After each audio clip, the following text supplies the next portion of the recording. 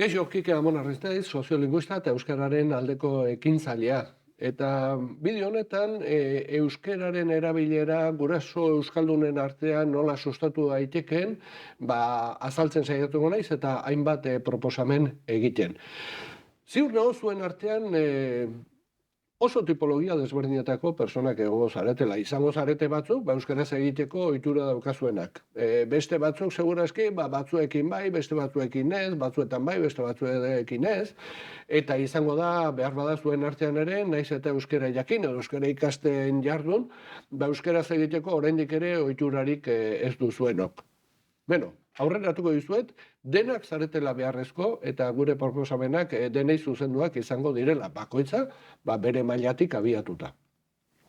Edo nola ere, hasi baino lehen gogoratu dezagun, euskara hizkuntza minorizatua eta minoritarioa dela, ez? Euskara minoritarioa dela esaten dugu, hain zuzen ere, gure gizartean, gure herrietan, euskaraz dakigunok gutxiago bat garelako, edo guztiak ez garelako behintzat. Eta aitzitik, gure inguruneetan, eta hemen Nafarroko udalerrietan eta hegoaldean, esango nuke, praktikamente jende guztiak erderaz badakielako. Eta bestalde ere esaten dugu, euskara hizkuntza minorizatu bat edo gutxitu bat dela, mendeetan zehar jazarpena, debekuak eta bazterketa jasan dituelako. Hain zuzen ere, euskara hainbat funtzio eta eremuetatik kanpo egonda, mende luzeetan zehar, eta horrek bere ondorioak izan ditu. Ondorioetako bat da, gaur egun, euskara erabiltzen dugunak edo erabiltzen den euskara, dagoen ezagutzaren azpitik dagoela. Eta hau nik uste egunero nabaritzen dugula, ez? Kasu ezagun batzuk, aipatzeagatik. Hemen, zuetakoren bat, Iruñeko kaletatik baldin badoa, eta zeo zer galdetu behar baldin badio, ez ezagun bati, askotan euskaldunok erderaz galdetzen dugu. Zergatik? Badakigulako mundu guztiak erderaz badakiela, eta euskaraz dakigunok gutxi batzuk garela, edo gutxienez ez garela gehiengoa. Gertatu da ere, eta behar badazue gertatuko zitzaizuen, eskolatik atera, ez? Eta aurrak jolasean ari direla edo jolastokian edo parkean, eta gurasoak belkarrekin ari dira. Eta gurasoietatik 4 euskaldunak dira eta 4 erdaldunak. Hor, ohiko erabilera hizkuntza gehien zuenetan erdera izan ohi da. Eta ez hori bakarrik, askotan gertatzen da ere, gero erdaldun horiek desagertu arren, gelditzen diren euskaldunek ere erderaz jarraitzen dutela, ohitura hori izan dutelako. Gure asmoa litzateke baldintzak sortzea elkarrizketa hauetan eta egoera hauetan euskara gehiago erabiltzeko. Izan ere, ezin dugu ahaztu euskara erabildadin hainbat baldintza bete behar direla. Garrantzitsuenak aipatuko ditut. Lehenengo litzateke hitz egiten duenak euskaraz jakitea. Badirudi hori Fernandoren egia bat dela, baina hala da. Euskaraz hitz egiteko jakin egin behar da. Baina hori bakarrik. Hitz egiten duenak euskaraz jakin behar du eta hitz egin nahi izan behar du. Badira persona batzuk, konplexuak dituztelako edo 1000 arrazoirengatik, euskaraz hitz egin dezaketenak, baina hitz egiten ez dutenak. Euskaraz dakien eta hitz egin nahi duen persona horrek bestalde, jakin behar du parean duen personak euskaraz badakiela. Ze zalantza balin badu, askotan erdera joko du. Eta gainera, jakin behar du badakiela eta gainera, euskaraz egiteko zoporik ez duela. Eta gero, beste faktore bat, zertaz hitz egingo dute. Kaso askotan gertatzen da, hizketa gaia ere, normalean erderaz landu izan dela, eta orduan, euskaldunek ere erderara jotzen dutela, hainbat gairi buruz hitz egiterakoan. Esate baterako, bi mediku euskaldunak izan arren, medikuntza erderaz ikasi balin badute, gai profesionalen inguruan askotan erderaz egingo dute, eta gauza bera gertatu liteke, beste gai askorekin. Izan kreditu bat eskatzera zoaztela aurrezki kutxara, edo kirola, edo beste hainbat gai. Zer gertatzen da? Euskara erabiltzeko faktore guzti horiek bete behar direla. Alegia hitz egiten duenak jakitea, nahi izatea, parekoak badakila jakitea, arek ere nahi izatea, hizketa gaia, arrun xamarra izatea. Horietako bakar batek utxe egiten balin badu, hile automatikoki euskaldun gehienak erdera pasatzen gara. Beraz, baldintza guzti horiek bete behar dira. Gure iniziatiba hauekin lortu nahiko genukeena da, inertzia horiek gainditzea, eta euskara erabiltzeko baldintza egokiak sortzea. Izan ere, eta orain zuen seme-alabengan zentratuko naiz, haurren eta gazteen erabileraren inguruan egin diren hainbat ikerketek erakutsi digute, eskola munduaz aparte, haurrek euskara erabil dezaten, garrantzia duten faktoren artean 3 gailentzen direla. Bat, haurren ingurunean zenbat euskara erabiltzen den, hori da lehenengoa, eta hor batez ere sartzen dira gurasoak, irakasleak, monitoreak eta bat. Bigarrena izango litzateke eskola orduz kanpoko jarduerak, eta azkenik kultur kontsumoa.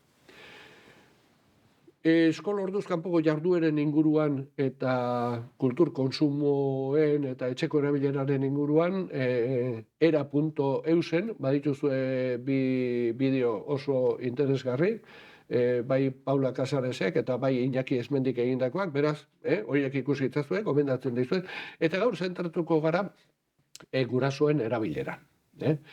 Zer gertatzen da eskolatik atera eta aurren inguruan zaudetenean. Gurasoak antzaudete, batzuk euskaldunak, besteak erdaldunak, aurrak jolasean ari dira. Zer ikusten dute aurrek? Aurrek ikusten balin badute, euskaraz dakiten gurasoek, euskaraz egiten dutela beraien artean, beraiei ere euskaraz egiten dietela. Eta gainera, euskaraz ez dakiten gurasoak parte hartzen ari direla eta interesatuta daudela beren seme-alabek euskara gehiago egin dezaten, hurrengo belaunaldiari transmititzen ari gatzaizkiona oso motivazio positiboa eta baikorra da. Euskara erabiltzera bultzatzen ari gara. Aitzitik, aurroiek ikusten bali badute, beren gurasoek euskaldunak izan arren, ez dutela euskaraz egiten, eta guraso erdaldunek ere ez dutela bere biziko interesik hizkuntzaren sustapenean, aurrengana iristen den motivazioa guztiz negatiboa da.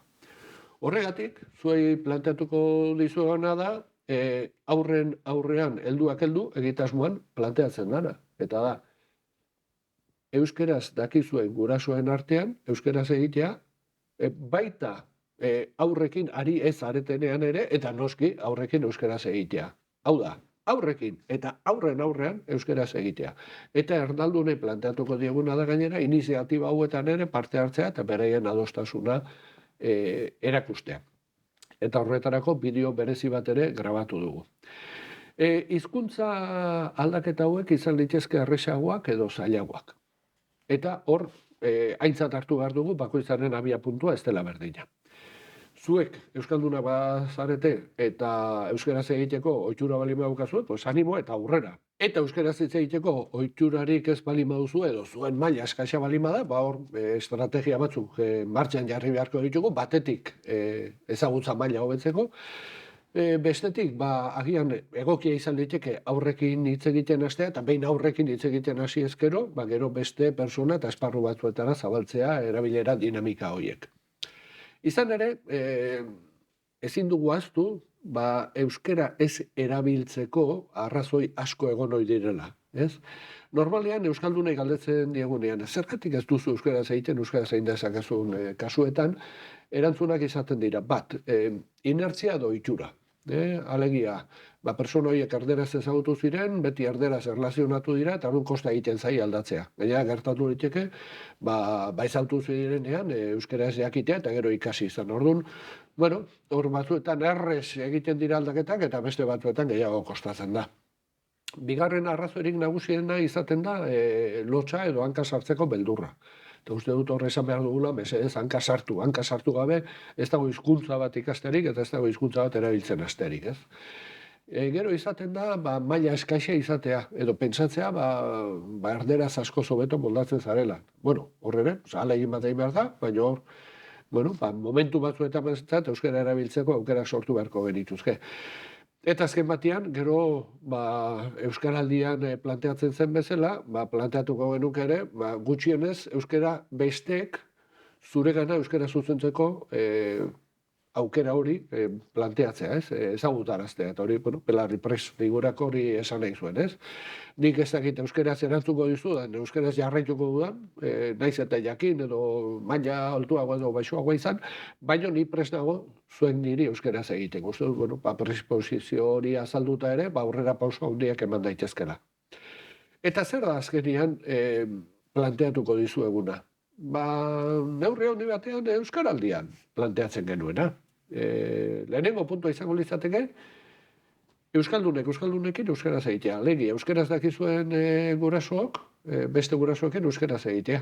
Hain errez esaten den hau, batzuetan hain errez egiten dana, eta beste batzuetan askoz gehiago kostatzen dana. Baina hori egiteko aukera batzu planteatuko dizkizuegu.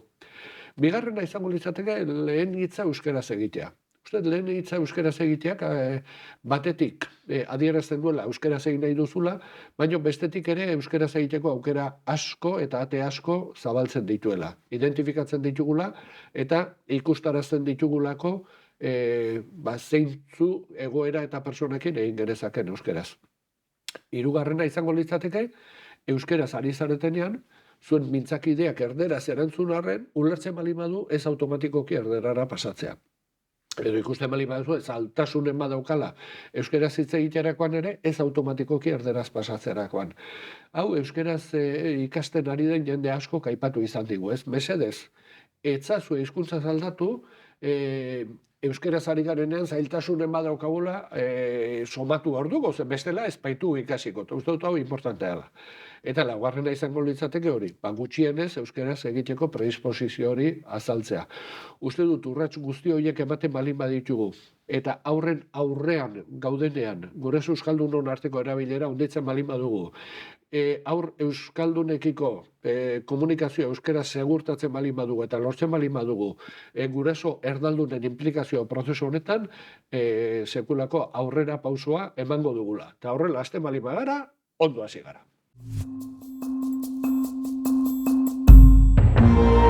Gobierno de Navarra. Nafarroako gobernua.